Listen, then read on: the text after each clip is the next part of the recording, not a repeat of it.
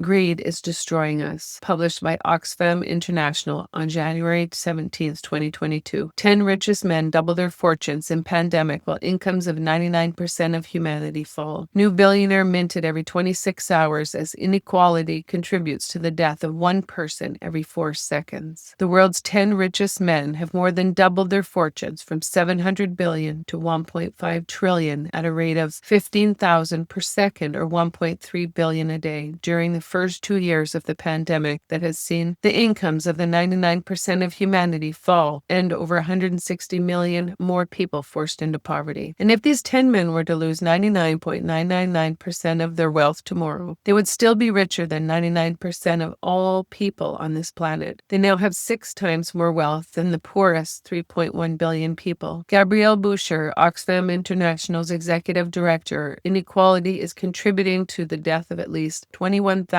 people each day, or one person every 4 seconds. This is a conservative finding based on deaths globally from lack of access to healthcare, gender-based violence, hunger, and climate breakdown. Published in a new briefing, Inequality Kills by Oxfam ahead of the World Economic Forum's Davos agenda. I just want to repeat from the mentioned article and let it sink in when you read those words and repeat them a couple times. At a rate of 15,000 per second, or $1.3 billion a day during the first 2 years of the pandemic that has seen the incomes of 99% of humanity fall and over 160 million more people forced into poverty. This much greed from the 1%ers when workers are fighting for a livable wage, benefits, and pensions is criminal. So when the corporate world says it can't afford to pay a livable wage but pays itself over 200% plus of the average worker, we need to say that we can't afford their kind of math. We, the 99% of the world, need to demand and support a plan that will infuse its profits back into the people of the earth. This plan is the opposite of the current system, the one that we are used to, but we need to open our minds regarding a plan that is the exact opposite of the current one. It would be different if the corporate world was using their wealth responsibly, but instead their greed is destroying our world, and it is time for the 99% of us to have a say in our future. For our children to have good paying jobs with benefits and pensions. Time for us to accept the hard and painful feelings that come with change and learn to do things differently. If we don't change the system completely, our Mother Earth will be pushed beyond her breaking point.